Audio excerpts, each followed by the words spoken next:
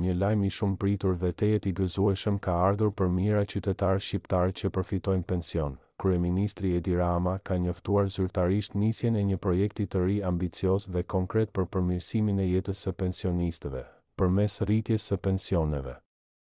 Sipas deklaratës së tij, që nga muaji shtator, pensionet do të rriten me 10, një vendim që synon të lehtësojë barrën ekonomike dhe të përmirësojë cilësinë e jetesës për një ndër shtresat më të ndjeshme të shoqërisë.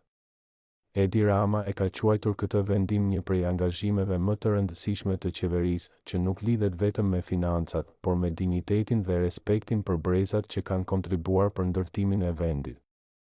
Sipas tij, rritja e pensioneve është vetëm hapi i parë i një plani më të gjerë social, i cili parashikon edhe përmirësime të tjera në shërbimet që ofrohen për të moshuarit, përfshirë kujdesin shëndetësor dhe aksesin në infrastrukturë më të përshtatshme për moshat e treta. Ky është një projekt që ka ardhur nga dëgjesat me njerëzit, nga takimet me pensionistët, dhe mbi të gjitha nga nevoja për të rregulluar një padrejtësi të vjetër, një pension që nuk i mjafton askujt për të jetuar me dinjitet. Ne kemi punuar në heshtje dhe me përkushtim për të bërë të mundur këtë rritje që do të ndjehet realisht në jetën e përditshme të çdo pensionisti në vend. U shpreh kryeministri në fjalën e tij publike.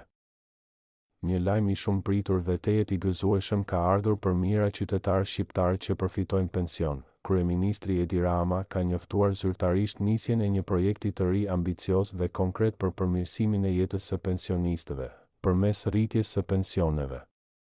Sipas deklaratës së tij, që nga muaji shtator, pensionet do të rriten me 10, një vendim që synon të lehtësojë barrën ekonomike dhe të përmirësojë cilësinë e jetesës për një ndër shtresat më të ndjeshme të shoqërisë.